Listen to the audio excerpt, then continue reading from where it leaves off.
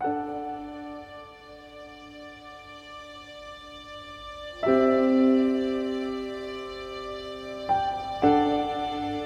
Maori or native contingent arrive on Gallipoli on the 3rd of July.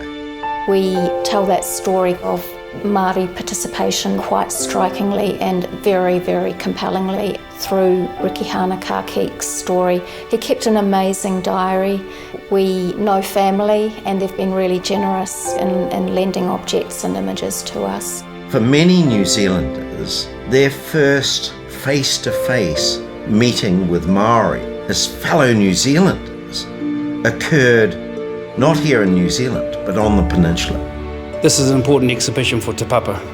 As a bicultural museum sharing the story of Te Hoko Whetuatu, the Māori contingent and Māori soldiers in Gallipoli, later known as the Māori Pioneer Battalion, is not only a Māori story, but a truly national story.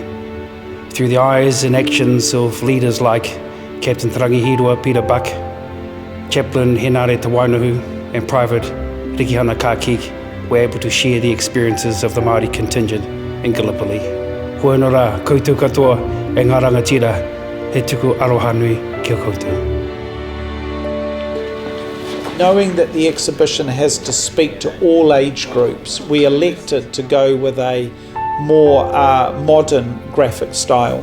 Often you picture veterans as being 80 or 90, but they weren't, of course. They were 20-year-olds. If they were here today, they'd be playing PlayStation and reading comic books and doing all the things that young guys do, which we've tried to stay away from a sort of stuffy exhibition style. This is what they did. It's all from their perspective, as if they were young men. The graphic design needed to sway more illustratively to try and engage an audience that may not normally read this sort of information. Because we're normally designing things that are fictional, it's quite a different mindset that we have to take into this, because we're illustrating events that have actually happened, and so we have to do a lot of research.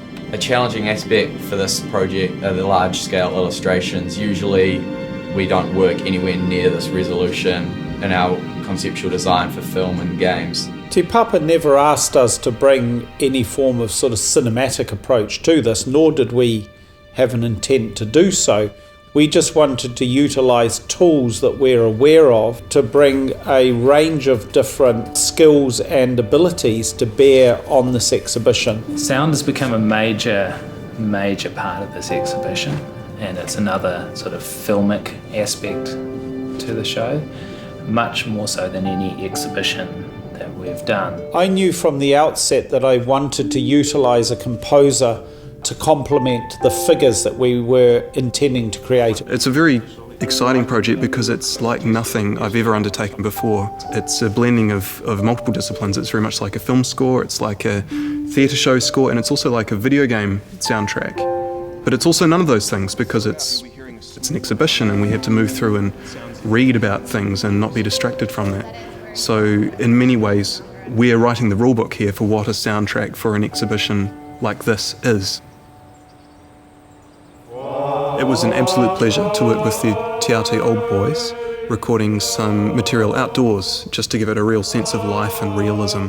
And we recorded a haka and a couple of songs, and in particular one absolutely haunting performance of a sermon given to the Maori contingent just before their night assault on Chinook Bear.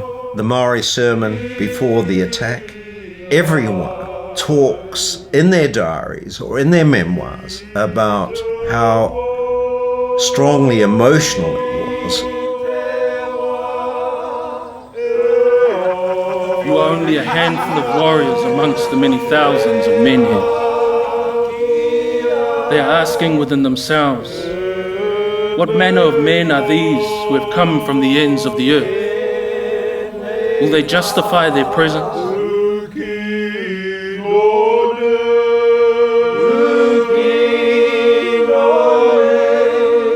I know that some of us here now will never again stand together.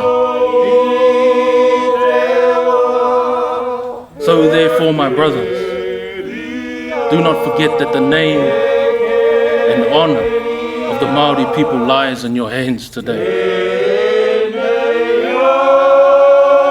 Go. and the Lord be with thee.